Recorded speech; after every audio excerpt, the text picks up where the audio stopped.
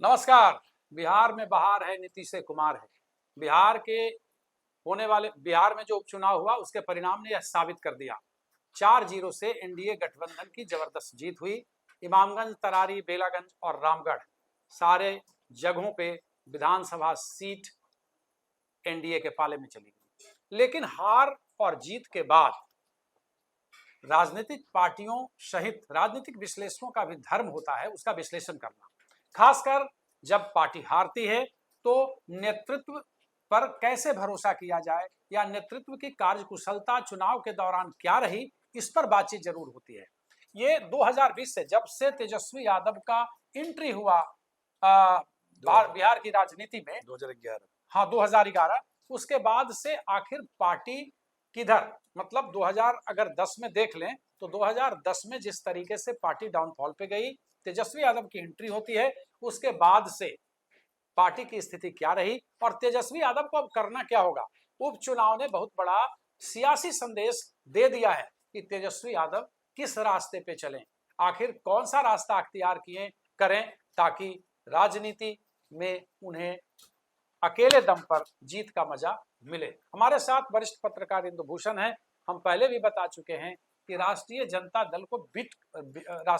दल पर नजर रखते हुए, चूंकि पत्रकारिता में बिट महत्वपूर्ण होता है और उस बिट पर काम करते हुए इन्हें 20 से 25 साल हुए हैं, तो हम इनसे पूछेंगे कि तेजस्वी यादव का जो राजनीतिक रास्ता है, जिस तरीके से आप राजनीतिक व्यवहार भी कर सकते हैं, सिद्धांत की बात छोड़िए, व्यवहार बहुत काम करता है, व्यवहार ही फिर आगे आधार बनता है, उसका इंपैक्ट कितना आ रहा है। थोड़ा 2011 से लेकर के धीरे धीरे हम लोग चले। लालू प्रसाद यादव के बाद, लालू प्रसाद में अपने कंधों से जेल जाते हैं, उसके बाद किडनी उडनी का प्रॉब्लम होता है, तो थोड़ा सा शुरू से हमें बताएं कि आखिर इन्हें लाया गया, उस दौर से कैसे राष्ट्रीय जनता दल बढ़ती है, फिर हम इस चुनाव पे बात करेंगे और संदेश पे बात कर लेंगे कि क्या उपचुनाव का संदेश। 2010 में जब राजद की बहुत करारी हार हुई जी, और सिद्दीकी जी को बनाया गया विधायक दल का विपक्ष का नेता, जी, राबड़ी देवी भी हार गई थी, तो राजद एकदम शौक में था कि अब क्या होगा। आपको याद होगा जो जमीन का राघोपुर से आ गए, कितना जमीन का तालमेल सब गड़बड़ हुआ, सब उसी के समय हुआ। उनको लगा कि अब हम फिर लौट नहीं पाएंगे। और एनडीए की बहुत बड़ी जीत हुई थी, बहुत बड़ी जीत हुई थी। उतनी बड़ी जीत लगता है कि इधर मैंने कभी नहीं हुई और आगे भी उम्मीद नहीं। तो इन लोगों को लगा कि अब क्या करें। तो उस समय आलोक मेहता को बोला गया कि आप तेजस्वी यादव को घुमाओ और सुचंदा राम को। तो वो लोग युवा सम्मेलन करते थे हर जिलों में, घुमाने लगे। तेजस्वी आईपीएल में उसके पहले खेलने का प्रयास कर रहे थे, दिल्ली टीम में थे, पानी वानी पहुंचा रहे थे। फिर वहां से जब वहां भी कुछ नहीं कर पाए तो फिर इनको लाया गया पॉलिटिक्स में, घूमे में। फिर संयोग से 13 में नीतीश जी को भी थोड़ा अहंकार हो गया कि हमसे ही बिहार है, उन्होंने बीजेपी को छोड़ दिया नीतीश कुमार। तब तक 14 में मोदी जी का प्रादुर्भाव भयानक तरीके से हुआ, उसको कहिए कि भयानक तरीके से, किसी को उम्मीद नहीं था यहाँ पर। 12 में ही वो आ गए थे, लेकिन मैंने उसी समय 14 में जो हुआ, गिरिराज और अश्विनी सिंह ने मोदी का 14 में जब नीतीश जी को हार हुए और फिर अपने इस्तीफा दिए, मांझी को सीएम बनाया, तो उनको लगा कि अब क्या किया जाए। उसी का फायदा उठा के लालू जी ने धीरे से अपने बेटा को प्लेस किया। वो एक माहौल बना। नीतीश जी इधर आ गए थे, राघोपुर से खड़े हुए जीत गए पार्टी को, चूंकि दोनों सहयोगी थे, डिप्टी सीएम बन गए, दोनों भाई डिप्टी सीएम बन गए। वहीं से इनकी शुरुआत हुई। तब तक तो लेकिन लालू जी अभी तक देख रहे थे पार्टी को, मतलब उसमें आप नीतीश का योगदान ज्यादा समझते हैं। और निश्चित तौर पर अगर सीएम नीतीश 2015 में इनके साथ नहीं होते तो क्या होता, तो राजद खत्म हो जाते। अगर 15 में भी भाजपा और जदयू साथ मिलकर चुनाव लड़ता जो 2010 में, तो राजद की समाप्ति ही थी, राजद नहीं बचता, सवाल ही नहीं था। ये बहुत महत्वपूर्ण बात है कि अगर 2015 में नीतीश कुमार साथ नहीं होते तो राष्ट्रीय जनता दल का हाल 2010 के विधानसभा चुनाव परिणाम से भी बुरा होता। तो आप ऐसे कह सकते हैं कि नीतीश कुमार ने जीवन दान दे दिया। जो इस बार हुआ, आप देखिए ना, रामगढ़ में 26,000 से हारे हैं राजद के, ठीक है, 26,432। बेलागंज में 21,000, 21,000 से हारे हैं। इमामगंज में 59,45, करीब 6000 से हारे हैं। हाँ हाँ, तो बताइए, आपके 3 कैंडिडेट हार रहे हैं, एक जगह तो आप तीसरे पे हैं। तीसरे पे तो आप सोचिए ना, आप कहाँ पहुंच गए हैं। फिर आप वहीं पहुंच गए 2010 वाली स्थिति में। जी। फिर वहीं पहुंच रहे हैं कि आपका 3 कैंडिडेट खड़ा हुआ, इमामगंज कांग्रेस मांगता रहा, आपने नहीं दिया कि नहीं भाई मैं वहाँ जीतूंगा। वहां भी आप हार गए। अगर वहां चिराग ने खेल नहीं किया होता और पासवान वोट मिला होता दीपा को, तो वहां भी हार होती 30,000 से। वो तो चिराग पासवान के और मांझी के खेल में इनको वोट आ गया है, या जो जीत हार का अंतर कम हो गया। ठीक है।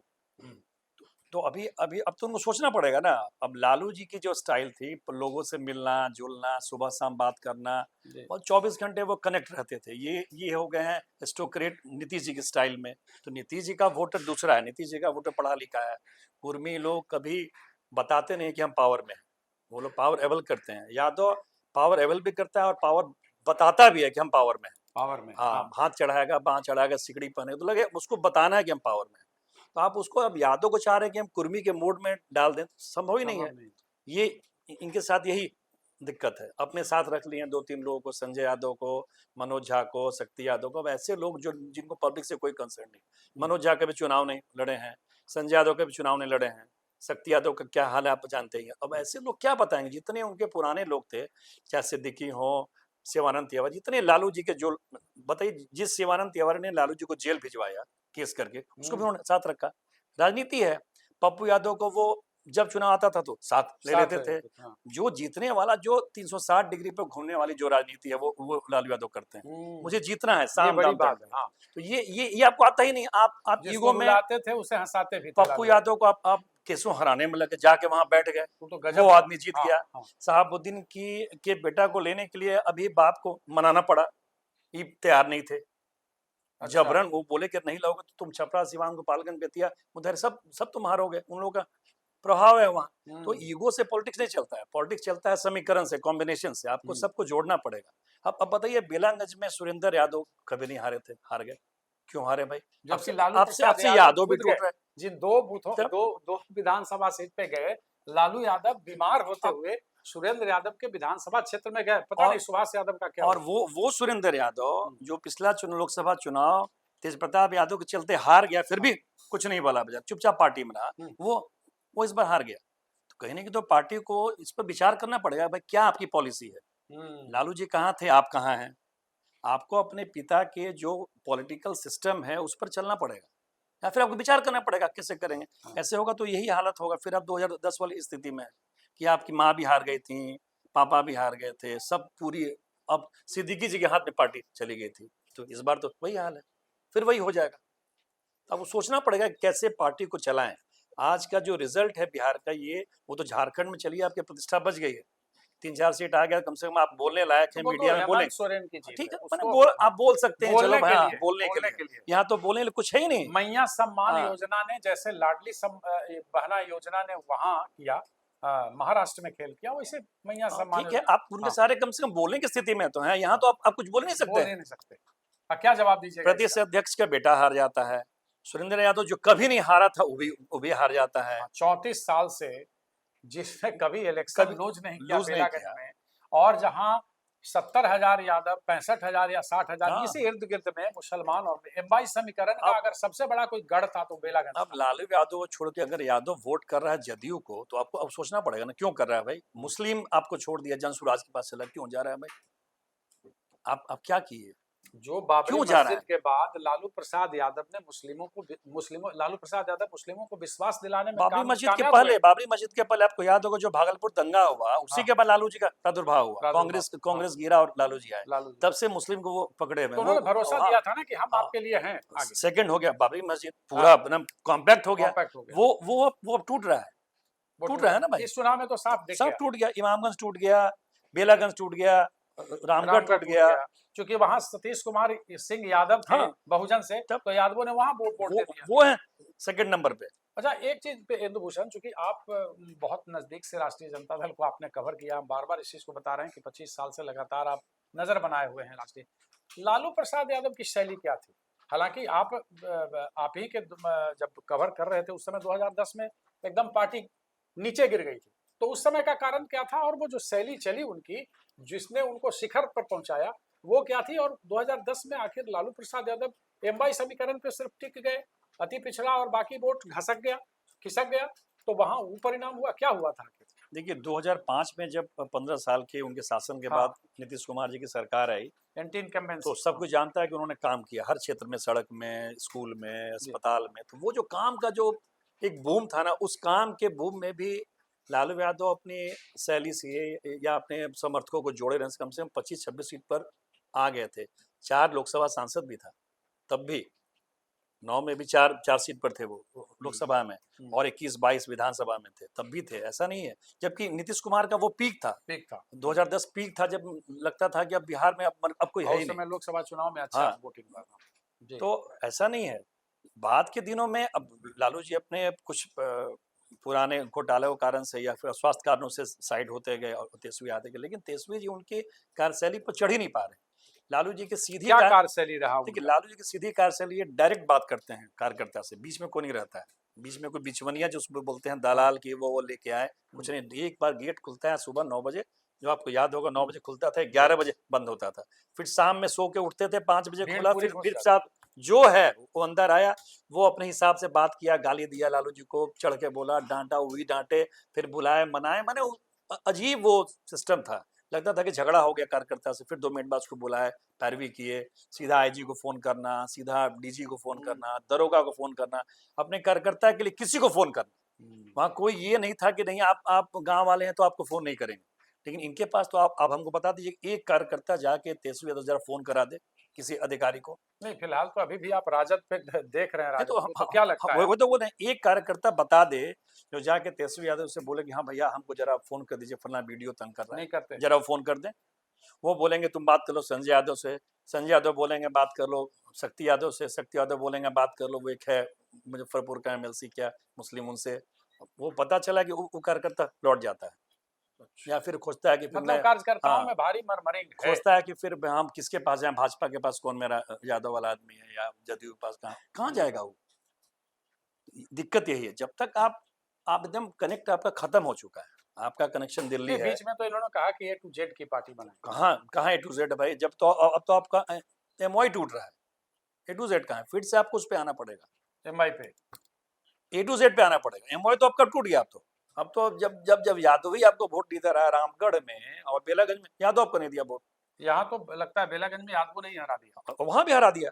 अगर सतीश यादव की जगह उनको वोट मिलता तो क्यों हारते हैं? मतलब दोनों जगह यादव को खड़ा किया गया, यादव को खड़ा किया, और एक जगह यादव हराने में कामयाब रहे राजद को, और दूसरी जगह यादव खुद यादव को हरा। आपको सोचना पड़ेगा, आपको अपना दरवाजा खोलना होगा, कार्यकर्ताओं से मिलना पड़ेगा, और वो जो पलायन की जो राजनीति है कि बार बार दिल्ली जाना, वो सब बंद करना पड़ेगा। लालू जी की तरफ बैठना पड़ेगा आपको। 4 घंटा नहीं, वो राहुल गांधी स्टाइल अब नहीं चलेगा, बिहार में तो नहीं चलेगा।